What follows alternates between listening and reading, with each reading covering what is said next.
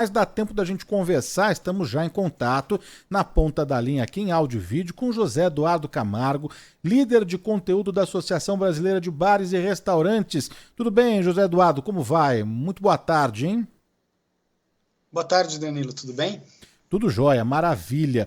A gente está na contagem regressiva, né, para 2024, uma época festiva, muita gente na rua, nos bares, nos restaurantes. Eu queria saber da associação a expectativa aí para o fechamento, para o encerramento de 2023, o que a Brasel tem aí já de dados para poder compartilhar aqui conosco, hein?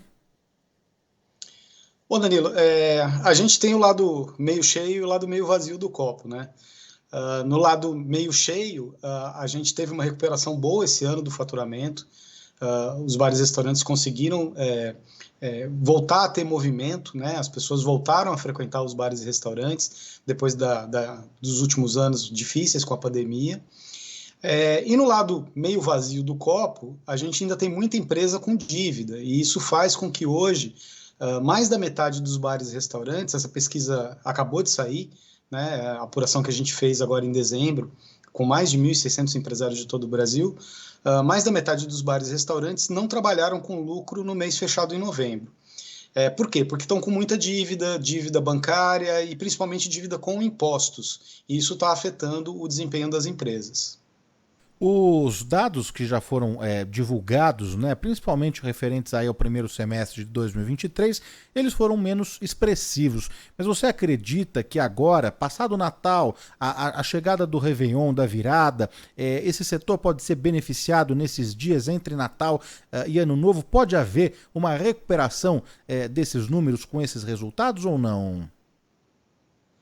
A gente tem muita a expectativa de que esse final de ano seja bom.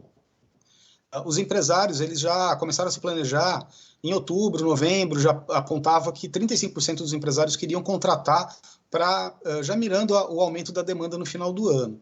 E a gente teve os indicadores também positivos, né? Um aumento na procura de pacotes turísticos, o aumento na procura por hospedagens, mostra que as pessoas estavam dispostas a viajar, então, nas cidades turísticas, como Rio de Janeiro, né, principalmente no litoral, Salvador, Fortaleza, etc., a gente deve ter um aumento significativo no faturamento nessa época do ano. E o verão promete ser bom também, Danilo. Mas então mais as cidades litorâneas, é isso? Que serão beneficiadas? Ou, por exemplo, São Paulo, outras praças que não têm praia, também irão se beneficiar nesse fim de ano? O nosso setor é muito diverso, né? E ele abriga bares, restaurantes, lanchonetes, em cidades de negócios, em cidades mais turísticas. Às vezes, numa cidade gigante como São Paulo, né? Você tem diferença de bairro para bairro. Tem os bairros onde tem mais escritórios, por exemplo, que nessa época, né, as pessoas tiram férias, então o movimento fica um pouco menor. Mas, no geral, a gente espera um aumento de 7% no faturamento agora no final do ano, comparado com o mesmo período do ano passado. Em um minutinho, só para a gente ter aqui também a projeção, a expectativa para 2024. Se 2023 foi um copo meio cheio e meio vazio, quais são os números, a projeção, a expectativa para o ano que vem, hein, José? A expectativa é boa, Danilo. A gente precisa resolver alguns entraves, né? Esse passivo da pandemia que ainda está sendo pago, né? Os empréstimos que foram tomados durante a pandemia, as dívidas que se acumularam com impostos. A gente não teve ajuda durante a pandemia, né? A ajuda foi muito tímida. Mais de 100 países deram ajuda direta aos bares e restaurantes para resolver a situação e manter os bares abertos e empregando. E no Brasil a gente teve alguns movimentos, né? Como o Pronamp, o PERSE, e agora a gente teve a notícia essa semana, por exemplo, de que o governo vai rever o PERSE.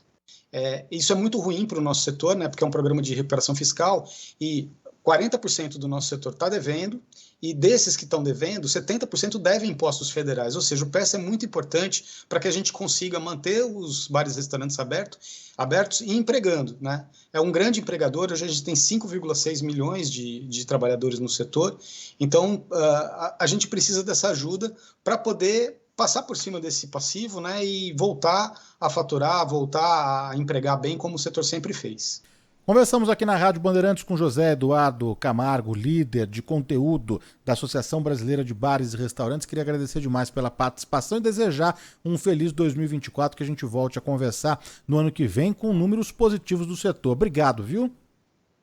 Também esperamos isso, Danilo. Um feliz ano novo para você. Um abraço grande. Ouvintes. Um abraço grande. 4 horas e 45 minutos.